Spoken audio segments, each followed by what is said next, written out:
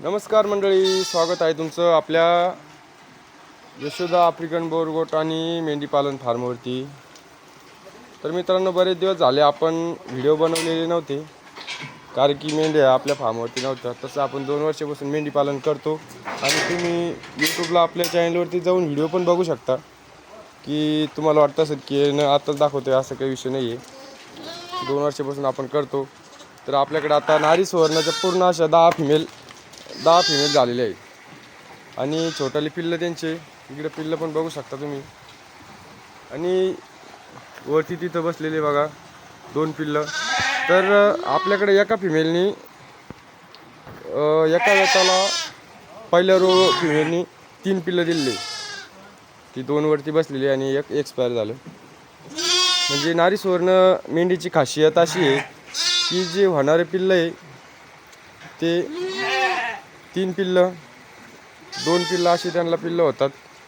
आणि मेंढी पालनामध्ये जर मेंढी पालन तुम्हाला करायचं असलं तर अशा प्रकारे जर मेंढी पालन तुम्ही केलं, म्हणजे 2 पिल्लं देणारी मेंढी जर ठेवली, उदाहरणार्थ नारी सुवर्ण आपण तुम्हाला दाखवली, तर असे मेंढ्या जर ठेवले तर आपलं जे पुढे जे उत्पन्न प्रॉफिट होणार आहे ते आपल्याला थोडं जास्त होणार इतर ब्रीडपेक्षा। म्हणजे काय, बाकीच्या मेंढ्या ज्या आहे गावठी मेंढ्या एक पिल्लू देते आणि एक पिल्लू तुमचं 8 ते 10 हजारपर्यंत विकतं। तर हे पण तुम्ही कटिंगलाच विका 8 ते 10 हजारमध्येच विका। एक पिल्लू 10 हजारला जर विकलं, 2 पिल्लाचे तुमचे 20,000 रुपये होतात। कारण की 20,000 होतात। एक पिल्लू देणारी तुम्हाला हे सांभाळायला परवडत नाही, कारण खर्च तेवढाच होतो आणि पिल्लू एक असल्यामुळं तेवढंच आपलं प्रॉफिट जे होणार आहे ते कमी होत असतं। तर अशा प्रकारे 2 पिल्लं देणारी मेंढी जर तुम्ही तयार केली, शेडवरती ठेवली, तर 100% जो होणारा फायदा आहे तो चांगल्या प्रकारे तुमचा असा फायदा होईल। आणि ही खासियत म्हणजे तुम्हाला मागं पण आपण चॅनलवरती व्हिडिओ बनवलेले, तुम्ही मागं आपण चॅनलवरती जाऊन बघितले तर तुमच्या व्हिडिओ बघितल्यानंतर तुमच्या लक्षात येईल। 2 वर्षापासून आपण मेंढी पालन पण आपल्या फार्मवरती करतो। या मधल्या काळामध्ये फक्त 6 महिन्याच्या काळामध्ये आपल्या फार्मवरती मेंढ्या नव्हत्या। तर यासाठी नव्हत्या की आपल्या फार्मवरती जागा कमी होती आणि शेड फक्त पलीकडे एक साईडच होतं। तर आपण आता ही कडलं हे पूर्ण साईडचं शेड बांधलं, त्याच्यामुळे आपण आता आपल्या फार्मवरती इथं मेंढ्या आणल्या। तसं आपण त्यांना दुसरा फार्म तयार करणार आहे लवकरच।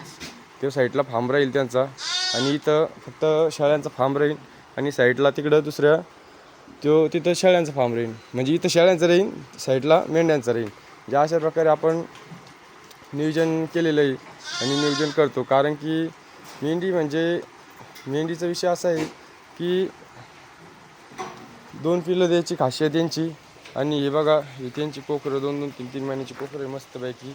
आणि बाकी असं भांडणं त्यांना काही करत नाही बाकी शेळ्यांपेक्षा। तर अशा प्रकारे नारी सुवर्ण ब्रीडची खासियत अशी आहे।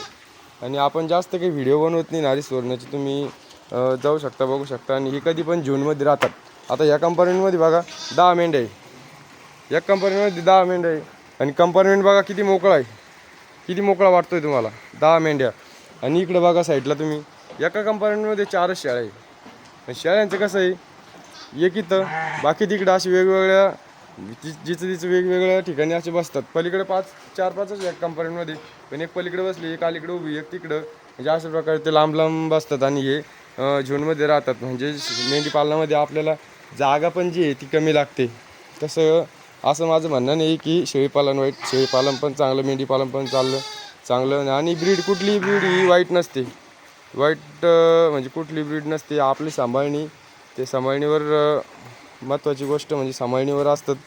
कारण की आपल्याला सांभाळताच आले नाही, असे प्राणी आपल्याला बनवता आले नाही, तर आपण तिथं चुकतो। मग ते आपलंच चुकतो का बरं ते आपल्याला लक्षात आलं पाहिजे। नाहीतर मग काही पण करायचं म्हणलं तर ते त्याचा काही अर्थ नसतो। तर अशा प्रकारे आपण मेंढी पालन करतो। जर तू कोणाला मेंढी पालन करायचं असेल तर अशा प्रकारे करा, म्हणजेच जो पुढं फायदा होणार तो चांगल्या प्रकारे होणार। आणि आता जे तुम्हाला सांगता, आपल्या 18 नारी सुवर्ण फिमेल आहे, मोठाले 10 आणि छोटाले पिल्लं 8, म्हणजे 18 आपल्याकडे नारी सुवर्ण पूर्ण फिमेलच। आपलं नशीब पण असं आहे, पूर्ण फिमेलच झाल्या आणि पूर्ण फिमेल वाढल्या। आपण त्यांना आणखी वाढवू आणि चांगल्या प्रकारे आपलं फार्म, हा नारी सुवर्ण फार्म पण मोठा करू। आणि अशा प्रकारे तुम्हाला व्हिडिओ पाहायचा असल्यास आपल्या चॅनलवरती फॉलो करा, सबस्क्राईब करा आणि बेल आयकॉन दाबायला विसरू नका। आणि शेळीपालनाविषयी जर माहिती पाहिजे असले आफ्रिकन बोर तर कधी पण तुम्ही फार्मवरती येऊ शकता. लोकेशन वगैरे आपण टाकून देऊ. आणि गावपाल, तालुका फुलंब्री, जिल्हा संभाजीनगर. मोबाईल नंबर तर व्हिडिओमध्ये मिळूनच जाईल तुम्हाला. कधी पण कॉल करा, काही विषय नाही. धन्यवाद.